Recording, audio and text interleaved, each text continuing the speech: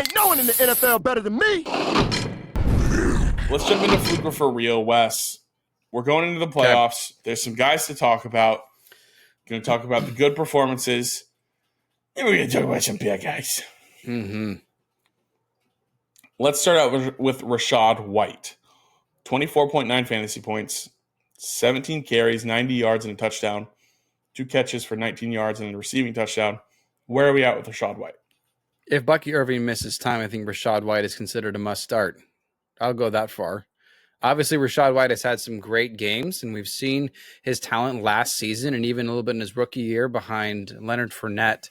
So Rachaad White is no fluke. This year has been up and down because of that backfield, but if Bucky Irving misses time, I think Rachaad White has at least earned a flex option, if not your RB2.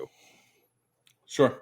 I think I would agree. I think he is, if Bucky's out, he's usable 100%, and he had one of his better games on the ground against the Raiders, so good stuff there.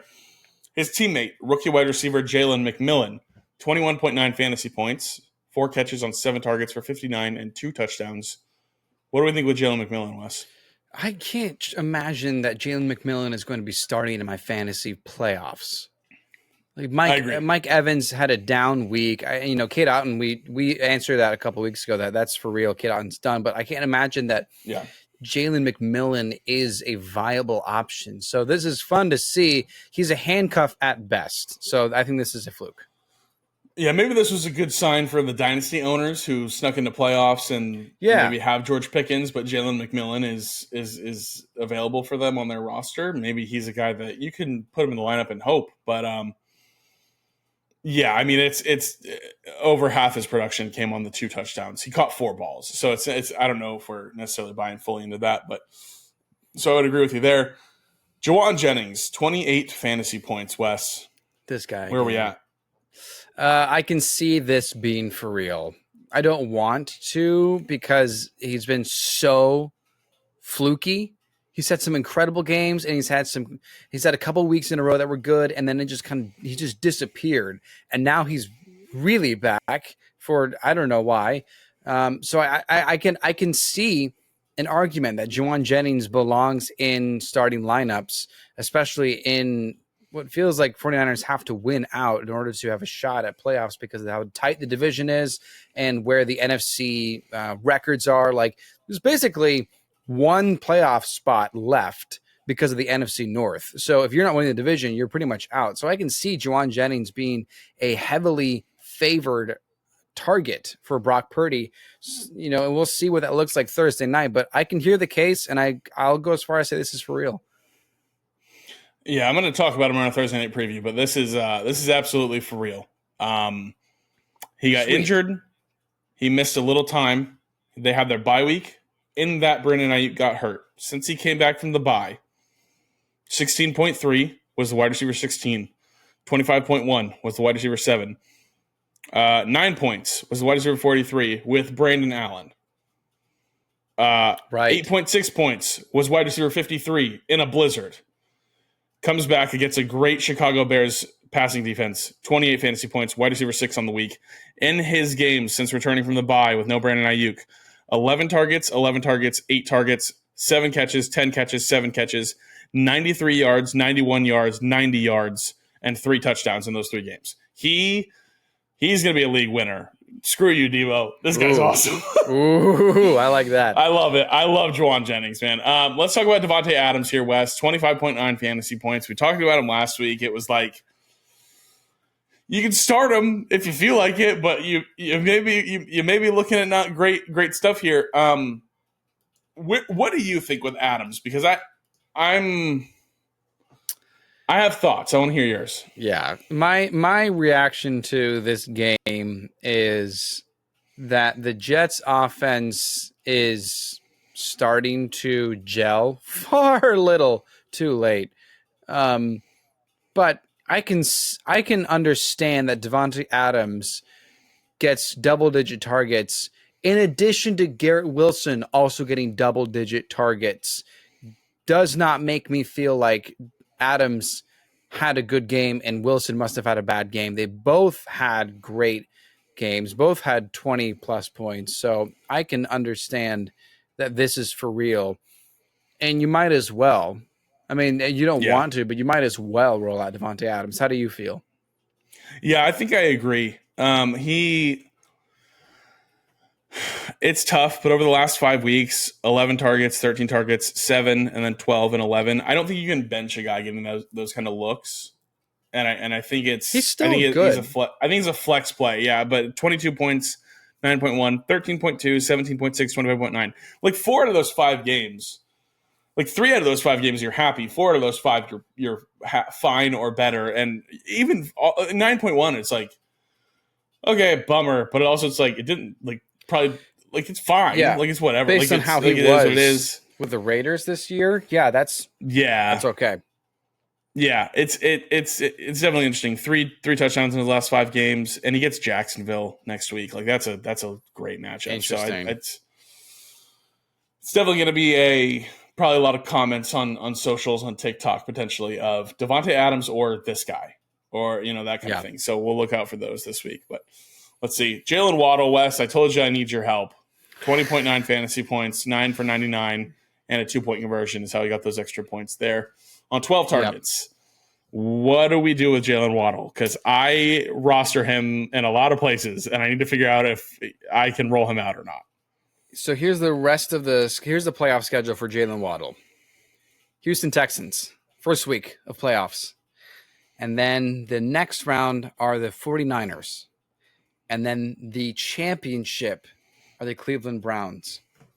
I think week 15, this first week of playoffs, you can start him. Week 16, you do not need to start him. And then if you make championships with Jalen Waddle, then I think you can start him against that Browns defense. Okay. This is on and then off and then on. But I understand that there are plenty of receivers that you can have more confidence in because this is Jalen Waddle's first game with double-digit targets. And sure, Tyreek Hill is on the team, but it's not been Tyreek Hill's fault.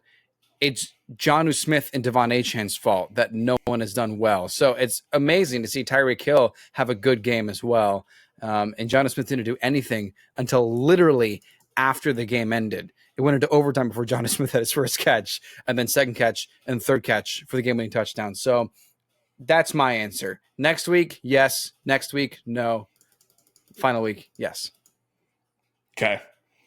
Yeah, it's really interesting. I just looked it up. He's the wide receiver 6 over the last 3 weeks. I hate it. I hate having to make this decision. But I think here's the thing. I think we're Dolphins fans, so I don't want to come off as biased here. But with how Tua is kind of cooking here, I think it's. And here's the thing. I think McDaniel is just kind of like, well, we can't run the ball anymore, so we're just gonna kind of pass. Achane's fine, but he's just getting stuffed, man, and it's just, dude. He can break off a couple, but like, it kind of sucks. But it's like, I don't know, like it. I think, oh man, it's tough. I think it's going to be good. I think it could be a good game against Houston for sure. Shout out to my friend Chandler, who's also a Dolphins fan. He and I were texting after the game. He says over Tua's last 4 games, he's averaged 325 yards per game, 75% completion, and has thrown 11 touchdowns, 0 interceptions. That's amazing. And he's on track to break Drew Brees' record for completion percentage, by the way. And sure, he missed some games too. But right. That being said, I responded and said, Achane has, in that same span, 4-game span, last 4 games, Devon Achane has averaged 2.8 yards a carry and only 35 yards a game rushing, but has 21 catches, 157 yards, and 3 receiving touchdowns. This Dolphins offense cannot run. They are only pass first. And so that gives me more reason to say Jalen Waddle, week 15 and week 17, you start him and you win. All right. I'll trust you. Let's see. Boy. Do it for me. Next guy here, Roma Dunze, 20.2 fantasy points. Didn't we just do this? Oh, no, that was Jalen McMillan. Sorry, 4 catches for 2 touchdowns. I got confused. Yeah. It's just, yeah. Sorry. Like great. showing from the rookie. Awesome. Great touchdown in the corner of the end zone. Good stuff. But get out of it's, here. You're a next year guy. Yeah. Get Keenan Allen out of there, and then you're going to be you'll be a stud for sure. Khalil Shakir, 21.6 fantasy points. I mentioned him already once. Huge breakaway, 50-yard touchdown. I gotta hand it to you. I gotta give you flowers, dude. You called it out from the offseason. I was much more of a Curtis Samuel guy. I said I'll trust the guy more that I've seen do it before than I won't. And I don't know if he's like what's the OC's name? Joe Brady. Yeah, he must have slept with his wife or something, dude. Because I don't know what happened. But Curtis Samuel is not seeing the field this season, so I'm just going to assume infidelity and just roll with it from there. Because that's always it's just right. Yeah. 21.6 fantasy points. This is for real with Shakir. I mean, this is just the floor has always been there. So one of the safest floors in fantasy. Like if you need a 10-point guy like Shakir, throw him in the lineup. Boom. And then this is the ceiling. If he finds the end zone, this is the kind of guy that you have. This is he is one of the best flex plays. What is he? Are you looking up his stats on the ceiling? I want to know what he is. He's got to be better than wide receiver 22 on the season, right? So I'll look that up because I was looking at his actual stats over the entire year, and Khalil Shakir has only had 2 single-digit games the entire season, which has been phenomenal, and full PPR, I should mention. But as you mentioned with Shakir, he's wide receiver 22. Dude, I nailed it. That was awesome. That was so good. That was awesome. Wide receiver 22 after the full regular season. So Shakir has had a really safe floor. This kind of 20-point performance is what I think concerns me. That's the fluke. I'm not going to consider him a playoff hero. So I go to say that's a fluke. But if you need a flex play, you want to make sure you can get double digits across all positions. Shakir is your guy. And I love him. I don't know what he's going to do next season because, again, Keon Coleman was out. So there's Dalton Kincaid. So there's a couple reasons that kind of factors in.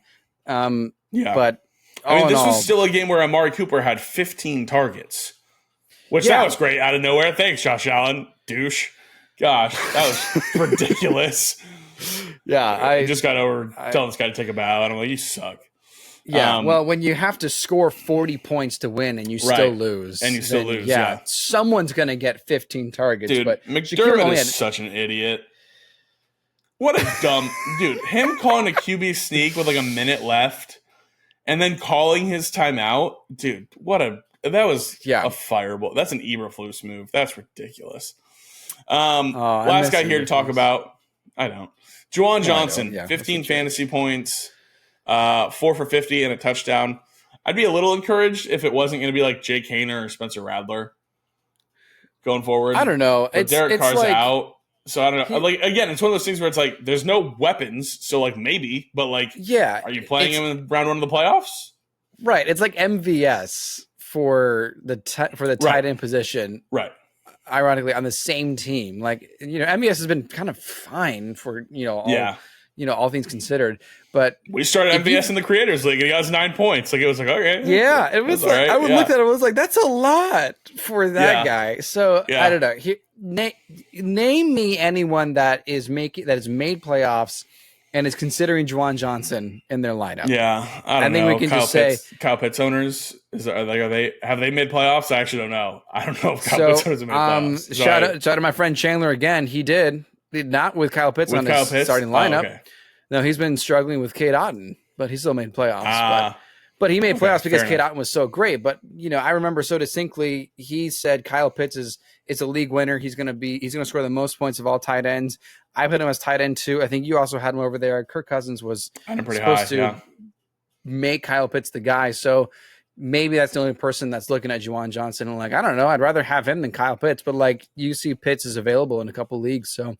That if Juwan Johnson can do not this again, if he can do 20 points, then we'll talk about whether or not this guy can be starting in fantasy playoffs matchup. Yeah, I agree. Kyle Pitts isn't even on our breakdown. I just hate that guy, dude. Dude, there's got to be no way anyone drafts him next year. What a poor situation, and I don't even know what the reason is. I can't explain it. freak of nature, athlete.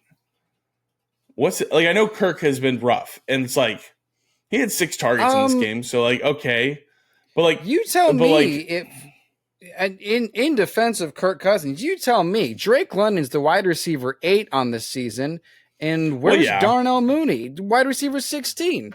So Kirk is slinging it. So I think we have to. He hasn't thrown a touchdown, and that's my thing there. But I don't know. Let's see, because it's been. I want to look at. Sorry, I'm blinding people by having this huge white screen on my face right now. But that's pretty great to look at. When did Kirk stop throwing touchdowns? I don't know. Kyle is been 12 5 weeks in targets among all tight ends in the season, which is fine. When I want to just confirm here when Kirk really started to really fall out, because it's been okay. You look that up. It's been since week 10. Yeah, so since week 10, 0 touchdowns, 8 interceptions. So that's nuts. 4 in one game. Yeah, Drake London is the wide receiver 27 over the last 4 weeks. Interesting. Since week 10. Remember, right before the football season started, I still read something from the Falcons beat reporters on training camp, and it was like Drake London's getting targeted like crazy, and Kyle Pitts is not. And I wonder what that means. And you were like, don't read into that. It's Kyle Pitts. That was in our I Wonder episode, yeah. Yeah, and our what if episode, yeah. That was ridiculous. Kyle Pitts is going to go in like the 10th round next year. Anyway, that's a great transition into some big guys. Some big guys. Let's talk about some big guys. Bad guy, because there's really only one guy to talk about here. We were going to talk about A.J. Brown, but it's like, are you going to bench A.J. Brown in week 1 of the playoffs? Probably not. We were going to talk about James Cook, but it was going to be like, are you going to bench James Cook right into the playoffs? No. So we're going to talk to you about a guy here that you could make a decision on, and it's DK Metcalf. 8.9 fantasy points. Now, as Wes so astutely pointed out 2 weeks ago, DK Metcalf cannot ball against the Arizona Cardinals. He has never scored 15 fantasy points against them. He does it yet again. I don't know what it is. They have his number. It's 14. It's on his jersey. Check it out. But he can't score. He can't play against him. Now, here's the thing. I believe the tide has shifted, because there's another wide receiver on this team that is the wide receiver 5 on the season. Who is that? JSN. Is there someone that's really good? Oh, yeah. His name rhymes with KFM and or Jaxon Smith-Njigba. That's yeah, and Jackson's spelled normally, right? J-A-C-K-S-O-N. Yeah. Okay. Jason's been did not awesome. know he was going to be this since week great. 8 or since week 9, second half of the season. He's been a breakout wide receiver, and took a year and a half, but he took the Trey McBride route, and that's how it went, because he's been awesome. I don't think you have to start DK. I think it's kind of a Tyreek Hill situation again, which, by the way, L on me, dude, because Tyreek Hill must have seen that video, because I was like, you don't have to start Tyreek Hill just because his name's Tyreek Hill. And then it was like, I'm back. Like, it was like, okay, well, that's I can redeem that, though, because you said you'd rather have Tyreek Hill than CeeDee Lamb rest of the season, when they both were just doing terrible. I think they had similar output. CeeDee has not had like been 21 as on Monday night. Okay. So either way, that being said, anyway, so here's my answer to DK Metcalf here. Okay, I've got some this is one of the very few teams I made playoffs in, but you tell me, would you rather start DK Metcalf or Devonta Smith? First round of playoffs. Oh man, I'm gonna go. Devontae got hurt. He came back. I'd probably go Devontae. I'd rather go Devonta I don't know. Smith. Hurts isn't throwing the ball. That's a really tough one. This is ready against the Steelers, so who knows? Yeah, historically, without Dallas Goedert, Devonta Smith has been great, and he scored a touchdown. And then douchebag Calcaterra scored the other touchdown, so that was rude. Jalen Hurts threw 100 yards, so I don't know. That's close for me. I'd probably go Devonta Smith though. Yeah, I think anyone I think most people would agree. I think that's where Yeah. we're at with DK Metcalf, where he's been a impressive player over the years, but fantasy wise, this has just not been it. And the ground game has been also fantastic with both Kenneth Walker and Charbonnet. So JSN has evolved as the wide receiver one. He's becoming the alpha. And you see Tyler Lockett had 1 target, 0 catches. And I was like, damn time. Finally. Yeah. I love Lockett. I think everyone loves Lockett, but you can bench DK Metcalf for fantasy playoffs. I think this is you far can bench less. DK Metcalf for a stick. So, yeah. Well, I just mentioned Devonta Smith, okay? You don't need to. Right. That's the stick, the Slim Reaper. But this is far less controversial than Tyreek Hill, as far as you don't have to start him. So, you're in agreement, yes? Yeah, I agree. DK is more of those conversations of DK or this guy is fine to have.